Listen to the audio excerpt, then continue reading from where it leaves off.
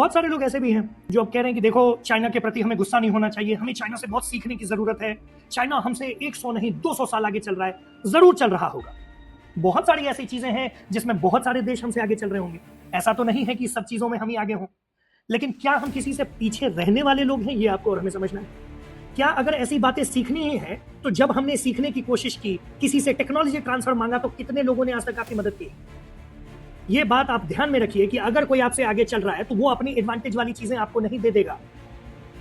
Russia भी अगर हमारी मदद कर रहा है, पुराना यूएसएसआर भी अगर हमारी मदद कर रहा है, तो उसका कारण यही है कि हम रेसिप्रोकेट करते हैं उस चीज को। बहुत सारी जगह पे जहां उसे मदद चाहिए होती है हम देते हैं। कोई भी रिलेशनशिप एक तरफा नहीं चल सकता है। और जहां तक बात चाइना की है, उसे काउंटर करने की है, तो सबसे पहले हमें समझना पड़ेगा, जरूर हम अच्छी चीजें चाइना से सीखें, लेकिन यह बात कभी ना भूलें कि चाइना हमारा दुश्मन है। उसे पहला मौका मिलते ही वो हमारे ऊपर हमला करेगा, हमें मारने की कोशिश करेगा।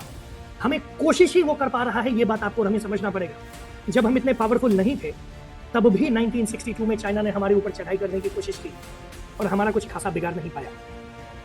अब समय भी बदल चुका है, तजुर्बा भी बदल चुका है, और जो पावर इक्वेशंस हैं वो भी बदल चुके हैं।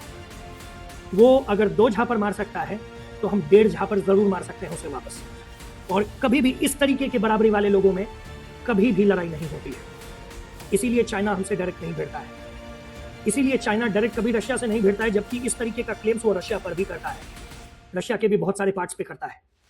तो ये आपको और हमें समझना पड़ेगा। क्या चाइना से हमें सीखने की जरूरत है? मे बी, लेकिन अगर हम उसे नहीं सीख के खुद की चीजें बनाएंगे तो हो सकता है 2 साल बाद बनाएंगे, लेकिन खुद का होगा। और खुद का होने से कितना फायदा हो सकता है, इसका उदाहरण आपको और हमें आकाश तीर मिसाइल्स के कारण मिल चुका है इंडिया पाक वॉर में। तो इस चीज को ध्यान रखें। देश से, देश की नेशनल सिक्योरिटी से ऊपर कुछ भी नहीं हो सकता है। देश की आन से ऊपर कुछ भी नहीं हो सकता है।